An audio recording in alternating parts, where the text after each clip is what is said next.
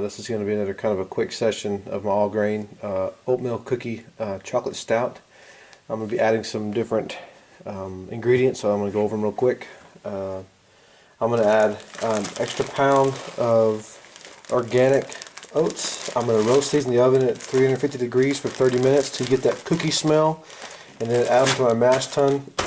When I put my grains, when I dough in, I'll put these in with them. It's going to give that extra flavor, that kind of that cookie flavor, oatmeal cookie flavor, really good. Also, Fugle hops, it calls for just 1 ounce. Most of your stouts, that's pretty normal. Just 1 ounce of Fugle hops for the 60-minute boil.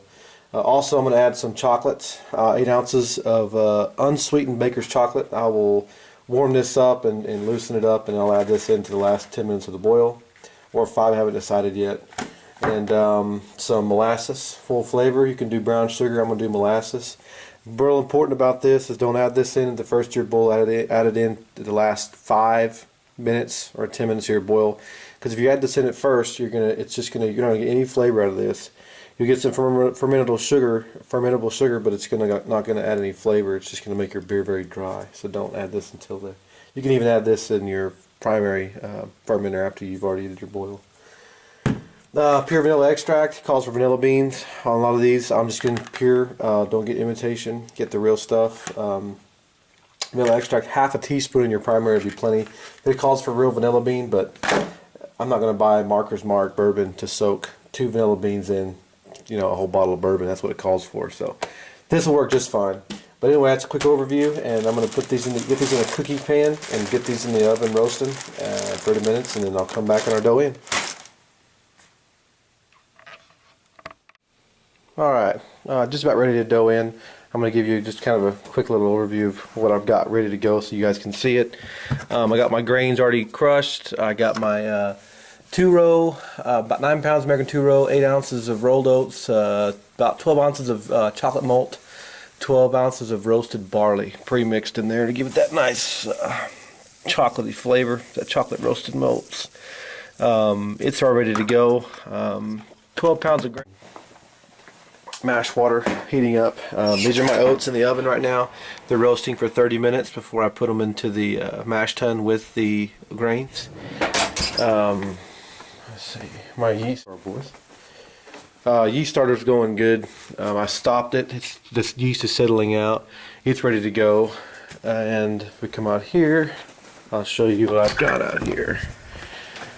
Of course, I got my brew kettle. I've got my colander for my sparging. I've got my siphon tube, funnel, airlock, mash stabilizer, star sand, testing when we get through, the hydrometer, hot bag, thermometers, another digital thermometer. I have 2 just to make sure. My water's measured out for my hot liquor tank water already. This is my mash water, 1.5 gallons. It's heating up. It's about ready to go. Here's the mash tun. Here's my water salts. You want to make sure and put those back in when you do your boil. This is my mash tun here. Now, one thing I want to tell y'all guys is make sure and heat this up. Preheat your mash tun if you want to hit your temperatures right. So I put some star sand and it's about 3/4 of water of hot water, and let it sit here for about an hour before I put my actual mash water in there to start mashing, because it'll hold your temperature a lot better if you do that. So always preheat your mash tun if you're using a cooler. So right around the corner I'll dough in. Be right back. Okay, we've doughed in, and now I'm going to add my oatmeal that I've roasted and get that nice cookie smell. It's going to add more body to your beer. It's going to give that nice oatmeal flavor. Add it in like that. Mix it in real well. Okay.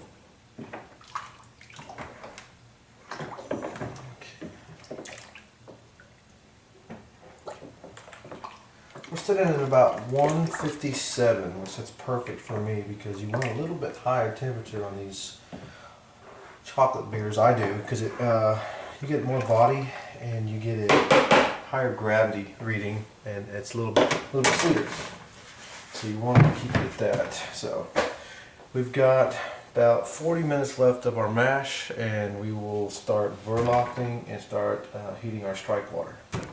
And I'll be back as soon as I get to the strike water. Okay, I got my spars water heated up. Let's look inside the cooler.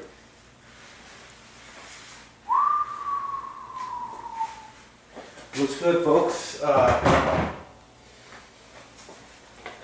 If you can see, it's black, which that's what you want to see. We're making an oatmeal cookie chocolate stout. So anyway, we're going to start a vorloff, we call it. And what we're going to do is I'll raise the camera down, and I'll just show you real quick what I'm going to do. Here in my collection here, what you're going to do is you're going to open this valve right here on your mash tun, and you're going to pour it. Don't open it all the way, just open it enough to where it comes out. And you want to let this fill up until your grains turn clear. I mean, until this runs clear, and just put it back inside your mash tun when you get this thing full. Do this about 6 or 7 times to get a really good set grain bed in your mash tun. So I'll continue this and put it back on top until I get my grain bed set, and I'll be back when we start collecting.